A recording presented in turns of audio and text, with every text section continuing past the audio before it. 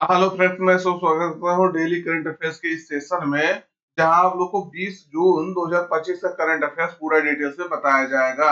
तो सेशन काफी इंटरेस्टिंग होने वाला है, इंपॉर्टेंट होने वाला है। लास्ट तक देखेंगे, आपको जरूर जो है मजा आएगा क्वेश्चन में। और क्वेश्चन ऐसे क्वेश्चन इसमें रखे गए हैं जो आपके एग्जाम में डायरेक्ट पूछे जा सकते हैं। तो जो सेशन जो है लास्ट तक देखिएगा, क्योंकि जो है बहुत महत्वपूर्ण है, तो सेशन आपका छूटेगा। तो देखिएगा पहला क्वेश्चन कह रहा, विश्व आर्थिक मंच यानी वर्ल्ड इकोनॉमिक फोरम द्वारा जारी ऊर्जा संक्रमण सूचकांक एनर्जी ट्रांजिशन इंडेक्स 2025 में भारत की रैंकिंग क्या है। तो दोस्त इसमें बताना है आप लोग को जो है, अभी जो ये विश्व आर्थिक मंच ने रिपोर्ट जारी किया है, एनर्जी ट्रांजिशन इंडेक्स ऊर्जा संक्रमण सूचकांक, इसमें भारत की रैंकिंग क्या है। तो विकल्प में आपके 67 मतलब 67, 71, 76, 63। तो कौन सा भारत की रैंकिंग इसमें से है। तो सही उत्तर आपका रहेगा दोस्तों, इसमें भारत की रैंकिंग जो है कितना है, 71 है भारत की रैंकिंग। तो ध्यान रखना है, बहुत महत्वपूर्ण है। पिछले वर्ष जो है 63 था, 63 से जो है 8 रैंक घट करके जो है हमारा कितना हो गया, मतलब -8 रैंक हम लोग पीछे हो गए हैं। रैंक हमारा बढ़ा है लेकिन हमारा प्लेस जो है घटा है। तो हम जो है 8 स्थान खिसक करके जो है 71वें स्थान पे आ गए हैं।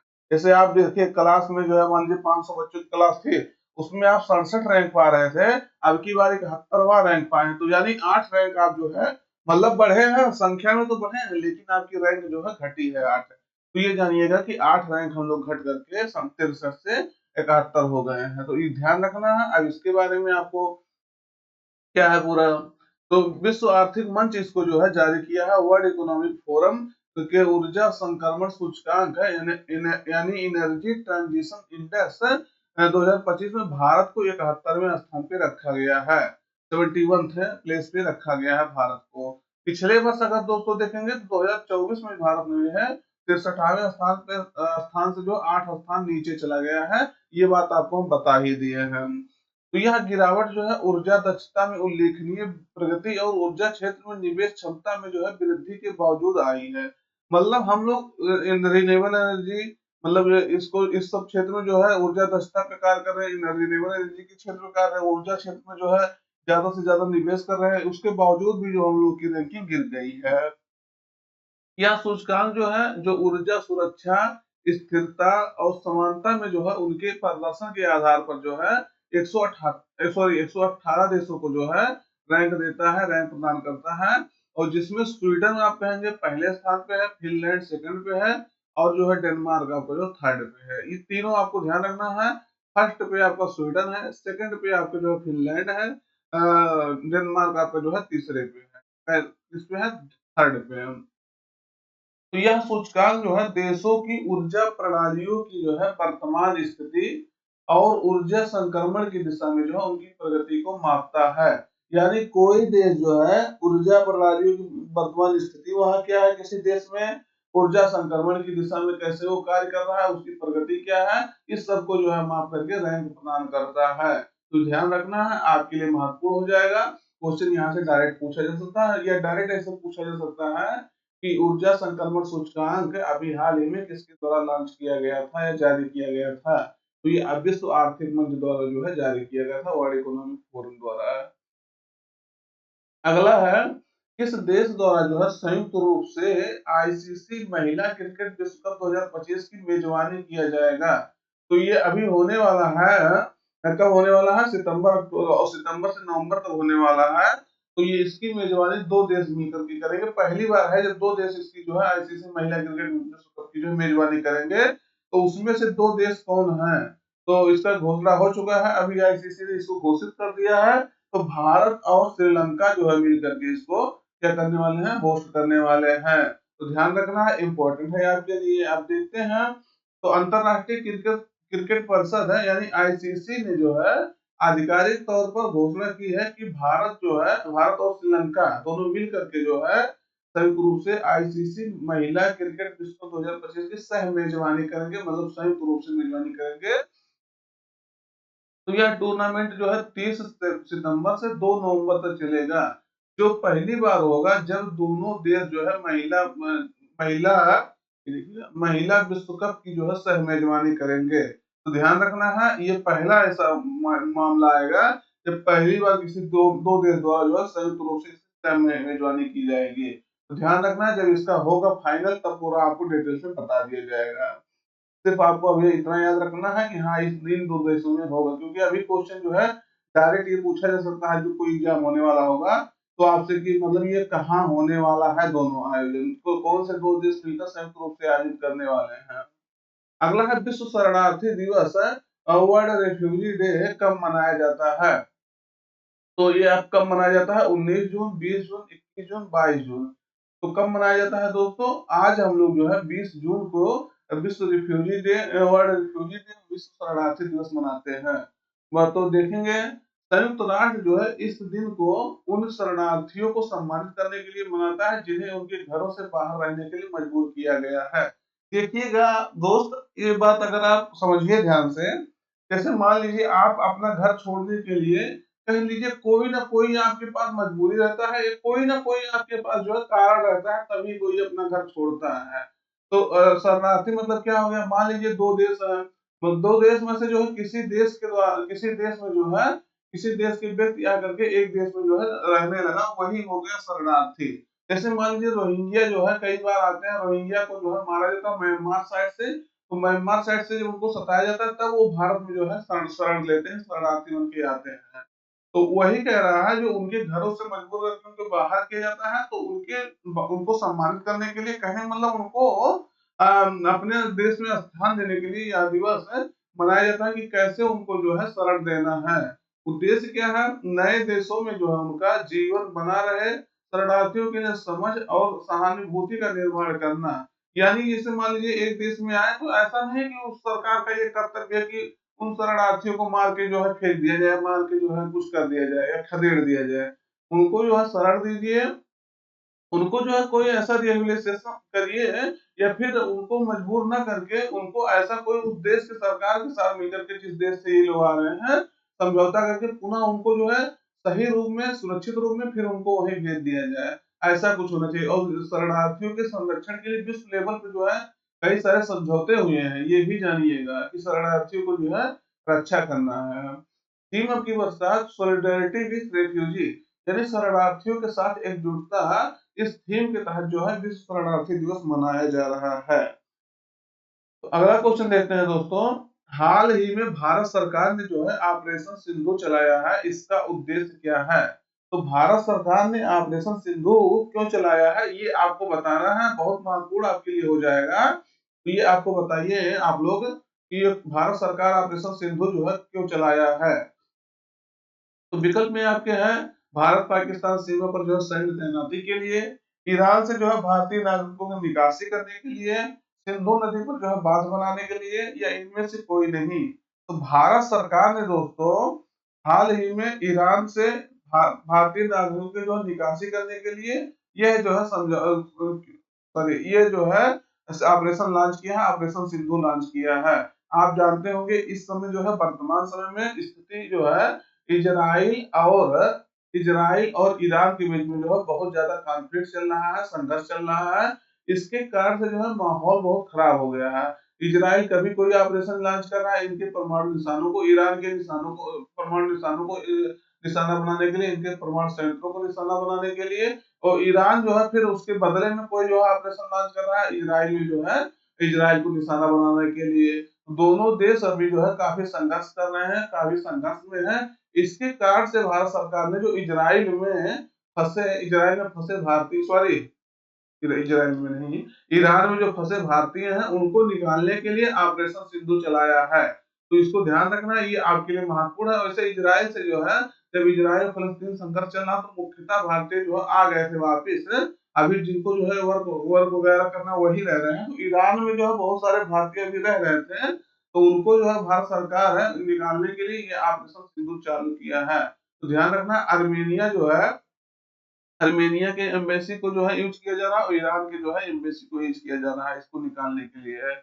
और देखेंगे ईरान जो है, ईरान में लगभग 1 करोड़, सॉरी ईरान नहीं, तेहरान में लगभग 1 करोड़ लोग रहते हैं। उसके बावजूद भी यूएसए के प्रेसिडेंट डोनाल्ड ट्रंप ने कहा है कि तेहरान को जो है सब लोग छोड़ दीजिए, माहौल जो है तेहरान का खराब होने वाला है। तो संघर्ष जो है काफी तेज चल रहा है दोनों देश के बीच में, काफी जो है भयावह स्थिति है। अब देखिए आगे क्या होता है। तो भारत सरकार ने जो है 18 जून 2025 को ऑपरेशन सिंधु को एक आपातकालीन राहत मिशन के रूप में जो है लॉन्च किया है। तो उद्देश्य वही होगा जो बताएं आपसे, ईरान जो इजराइल के बीच जो संघर्ष, बढ़ते संघर्ष के बीच ईरान में फंसे भारतीयों को जो है सुरक्षित निकालना है। तो ध्यान रखना, इसी प्रकार से भारत सरकार जो है कई जो है वो चला चुका है, कई जो है ऑपरेशन चला चुका है। इसके बारे में आपको हम समय समय पर बताए होंगे। निश्चित रूप से जो है आप देखे होंगे कई सारे ऑपरेशन जो है सरकार चलाता है, जैसे वंदे भारत मिशन हो गया, कोविड-19 में विदेश में फंसे भारतीयों को निकालने के लिए चलाया गया था। ऑपरेशन देवी शक्ति हो गया, तालिबान के कब्जे के बाद पाकिस्तान से जो है, अब सॉरी, अफगानिस्तान से निकासी के लिए चलाया गया था। ऑपरेशन गंगा जो है यूक्रेन में फंसे भारतीयों की निकासी के लिए चलाया गया था। ऑपरेशन कावेरी जो है सूडान में फंसे भारतीयों के लिए 2023 में चलाया गया था, जो है वहां से निकालने के लिए। ऑपरेशन अजय जो है इजराइल में से फंसे 2023 में चलाया गया था, जो इजराइल में फंसे भारतीय थे उनको निकालने के लिए। इसको ध्यान रखना, ऑपरेशन अजय, क्योंकि अभी रिसेंट में चला है 2023 में जब संघर्ष हो रहा था, ऑपरेशन अजय। और ऑपरेशन सिंधु आपको बताए थे, ईरान में फंसे भारतीयों के लिए लॉन्च किया गया है। जैसे कहीं देश में, किसी देश में भारतीय अगर फंसते हैं तो उनके लिए जो अभी जो है अभ्यास चलाया गया था, ऑपरेशन चलाया गया था, लगभग लगभग आपको बता दिए जो है 2020 से कौन कौन से ऑपरेशन चलाए गए हैं। याद रखना है ऑपरेशन कावेरी, ध्यान रखना, ये भी 2023 में सूडान में फंसे भारतीयों को निकालने के लिए चलाया गया था। अगला क्वेश्चन है दोस्तों, शहरी स्थानीय निकाय चुनाव के लिए जो है मोबाइल आधारित ई वोटिंग प्रणाली लागू करने वाला भारत का पहला राज्य कौन बन गया है? तो जो शहरी स्थानीय निकाय का चुनाव होता है उसमें मोबाइल से आधारित ई वोटिंग कराया जाएगा। अब ये शुरू करने वाला पहला राज्य कौन होगा? बिहार, केरल, महाराष्ट्र, गोवा। तो सही उत्तर आपका रहेगा है बिहार में। ये जो है बिहार, इसमें जो है बिहार ऐसा करने वाला पहला स्टेट बन जाएगा। तो ध्यान रखना, इंपॉर्टेंट है आपके लिए। बिहार शहरी स्थानीय निकाय चुनाव के लिए जो है मोबाइल आधारित ई वोटिंग प्रणाली लागू करने वाला पहला राज्य बन गया है। कौन सा राज्य बना है? बिहार। बिहार का जो राज्य चुनाव आयोग है, आपको पता होगा जो इलेक्शन कमीशन होता है स्टेट में, वो जो है 73वें और 74वें संविधान संशोधन द्वारा बना था, जो आर्टिकल 243 के तहत जो है कार्य करता है। स्टेट लेवल के जो इलेक्शन होते हैं उसको कंडक्ट कराता है। तो ये जो राज्य का जो है चुनाव आयोग था, उसके द्वारा शुरू किए गए इस कदम का जो है उद्देश्य है मतदान प्रक्रिया को अधिक समावेशी बनाना, अधिक पारदर्शी और सुलभ बनाना जो है इसका उद्देश्य होगा। तो ये ध्यान रखना है आपको।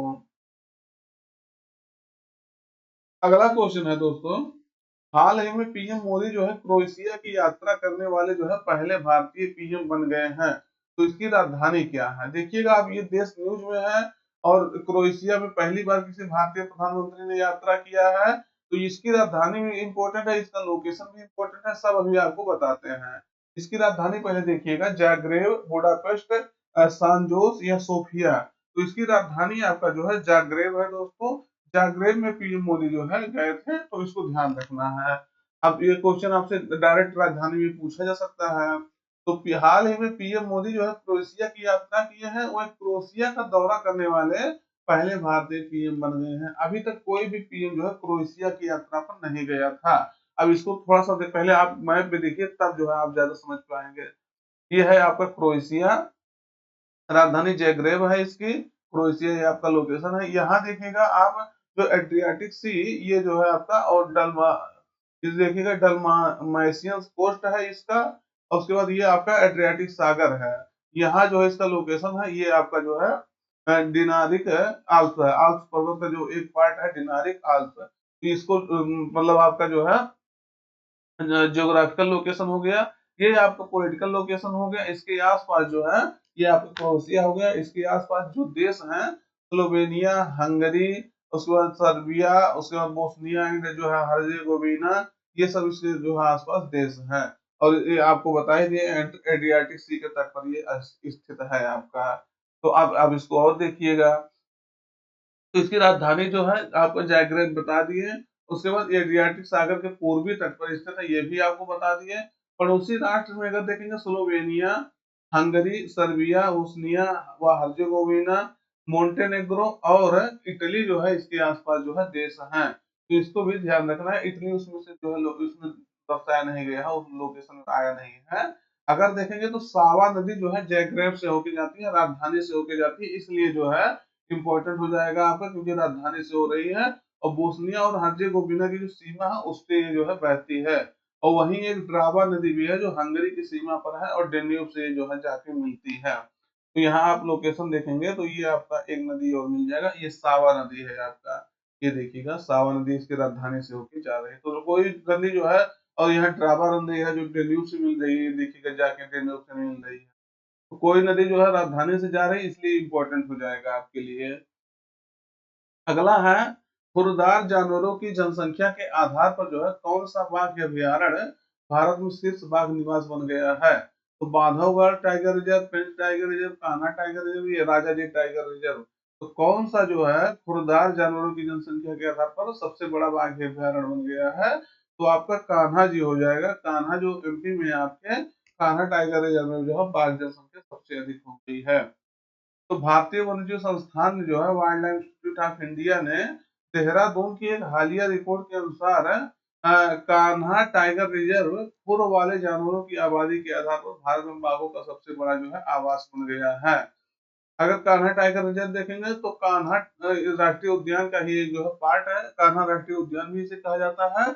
अगर देखेंगे तो मंडला और बालाघाट जिलों में जो है सतपुड़ा पहाड़ियों की मैकाल पर्वतमाला में स्थित है, मध्य प्रदेश में। अब ये मैकाल पर्वतमाला आपको ध्यान रखना है, कान्हा टाइगर रिजर्व आपको मैकाल पर्वत माला में स्थित है, सतपुड़ा पहाड़ियों की मैकाल पर्वतमाला में। एक क्वेश्चन आपका जो है पूछा जा चुका है दोस्तों, क्योंकि इसको जो है ये जो हम कहाँ स्थित है कान्हा, और पहले नंबर स्टेट पूछा है, दूसरे नंबर ये कहाँ पहाड़ी पूछा है, किस पहाड़ी पे है। तो सतपुड़ा पहाड़ियों की मैकाल जो पर्वतमाला है उस पर ये स्थित है।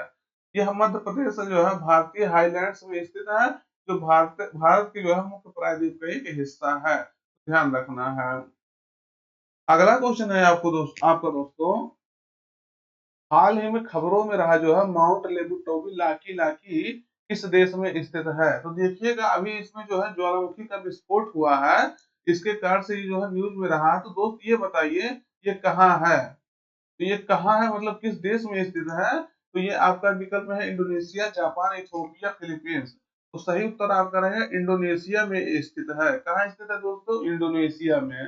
तो हाल ही में इंडोनेशिया में माउंट लेबोटोबी लाकी लाकी में विस्फोट हुआ है। कहाँ हुआ है? विस्फोट हुआ है। और जिससे जो है 11 किलोमीटर ऊंचा तक जो है राख का बादल जो है छा गया था, जिसके कारण से जो है एयर इंडिया का एक प्लेन जो है उसको जो है रन करने से रोका गया था, उसको जो है नहीं आने दिया गया था। तो इसके कारण से भी चर्चा में रहा था। ये तो यह इंडोनेशिया के फ्लोरेस द्वीप पर जो है पूर्वी नुसा टेंगारा प्रांत में स्थित है। यह ज्वालामुखी प्रशांत महासागर का जो रिंग ऑफ फायर है उसमें स्थित है, जो उच्च ज्वालामुखी गतिविधि वाला क्षेत्र है। अभी रिंग ऑफ फायर आपको कई बार बता चुके हैं। रिंग ऑफ फायर मतलब क्या हो गया? ऐसे एक रिंग बना है जो सबसे ज्यादा ज्वालामुखी और जो है ये बेल्ट जो होता है सबसे ज्यादा ज्वालामुखी और भूकंप का जो है केंद्र होता है। क्यों? क्योंकि ये सीमांत प्लेट में स्थित है, दो प्लेटों के जो है किनारे पर स्थित है। एक प्लेट जो है महासागरीय, एक प्लेट महाद्वीपीय। इसके कारण से ये प्लेट जो है आपस में जब टकराती हैं तो ये क्षेत्र जो है रिंग ऑफ फायर का बन जाता है, मतलब आग का गोला कह लीजिए बन जाता है, आग का क्षेत्र बन जाता है, जिसके कारण से यहाँ जो है ज्वालामुखी और भूकंप आते रहते हैं इस बेल्ट में। तो तो ये देखेंगे आप माउंट लेबुटोबी लाकी लाकी यहाँ आपका जो है फ्लोर द्वीप पर जो है स्थित है। तो इसको ध्यान रखना है। आप इंडोनेशिया की कुछ ज्वालामुखी और हैं, जैसे माउंट सेमोरी हो गई, क्या हो गया दोस्तों, समेरु हो गया। ये क्वेश्चन आपका पूछा गया है, ये सब क्वेश्चन कहाँ ये ज्वालामुखी है। उसके बाद माउंट मेरापी हो गया, क्या हो गया, माउंट मेरापी हो गया। माउंट केलुड हो गया। उसके बाद माउंट क्राकोटावा हो गया। तो ये सब आपके कहाँ है दोस्तों? अभी लाकी लाकी बता दिए आपको जो है, लेबुटाओ लाकी लाकी, तो क्राकोटावा हो गया। और ज्वालामुखी है लेकिन ये चार पांच जो हमेशा न्यूज में रहते हैं, तो इसको ध्यान रखना, समेरु, मेरापी, केलुड, क्राकाटोवा। तो ध्यान रखना है। अगला क्वेश्चन है इस्माइल। इस्माइल मतलब आजीविका और उद्यम के लिए जो है हाशिए पर पड़े व्यक्तियों के लिए जो है सहायता योजना है। तो किस मंत्रालय की ये जो है पहल है? तो ये जो है बताना है किस मंत्रालय की पहल है। तो सही उत्तर आपका रहेगा सामाजिक अधिकारिता न्याय मंत्रालय के तहत जो है एक मिनट ये देखिएगा, अधिकारिता मंत्रालय, यहाँ गलत हो गया थोड़ा, सामाजिक न्याय और अधिकारिता मंत्रालय है, यहाँ जो है अधिकारिता आपका रहेगा, तो इसको ध्यान रखना है। अब देखेंगे जम्मू कश्मीर का एक चर्चा में क्यों है, क्योंकि जम्मू कश्मीर का रियासी जिला जो है श्रीनगर के बाद है इस्माइल, यानी support for marginalised individuals for livelihood and enterprise, इस योजना को लागू करने वाला जो है दूसरा जिला बनने जा रहा है। तो इस्माइल का मतलब होता है आजीविका और उद्यम के लिए जो है हाशिए पर पड़े लोगों के लिए सहायता, तो इसको ध्यान रखना है। और तो यह सामाजिक न्याय और अधिकारिता मंत्रालय की एक जो है प्रमुख पहल है। इस योजना के लिए जो है 2021 से 22 से 21-22 से 25-26 की अवधि के लिए जो कुल 365 करोड़ रुपए का आवंटन किया गया है। तो इसे कमजोर समुदाय की सहायता के लिए जो है पूरे देश में लागू किया जाएगा, लागू किया गया है कह लीजिए। तो ये आपका ध्यान रखना है, सामाजिक न्याय और अधिकारिता मंत्रालय के तहत कार्य करता है। तो ये अभी चर्चा में रहा है क्योंकि दूसरा जिला बन जाएगा जो है ये, जो इसको लागू करेगा इस्माइल योजना। तो आज का करंट अफेयर तो वैसे आपका समाप्त होता है, लेकिन हम लोग कल का रिवीजन कर लेते हैं, कल जो हम लोग पढ़े थे। देखिएगा,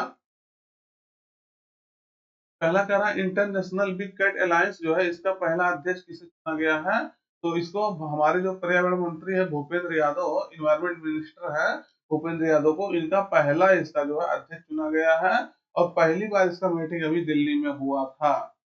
तो अगला है भारत और किस देश के बीच जो है अभ्यास शक्ति 2025 का आयोजन किया जा रहा है, तो भारत और फ्रांस के बीच में जो है अभ्यास शक्ति के 8वें संस्करण का जो है उद्घाटन और जो है आयोजन किया जा रहा है, वो भी आपके फ्रांस में इसका आयोजन हो रहा है।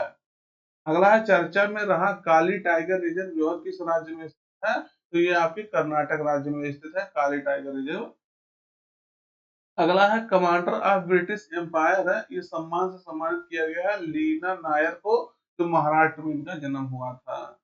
अगला है विस्तारित प्रक्षेप पथ है दीर्घ अवधि हाइपरसोनिक क्रूज मिसाइल ईटी एलडीएससीएम एक किस संगठन द्वारा विकसित किया गया है, तो डीआरडीओ द्वारा रक्षा अनुसंधान विकास संगठन डिफेंस रिसर्च डेवलपमेंट ऑर्गेनाइजेशन द्वारा जो है इसको विकसित किया गया है। तो दोस्त आज करंट अफेयर्स यही रखते हैं, सेशन अपने मित्रों तक शेयर कर दीजिएगा, चैनल सब्सक्राइब कर लीजिएगा जिससे इस तरह से जानकारी आपको मिलता रहे। और फिर मिलते हैं नए सेशन में, थैंक यू।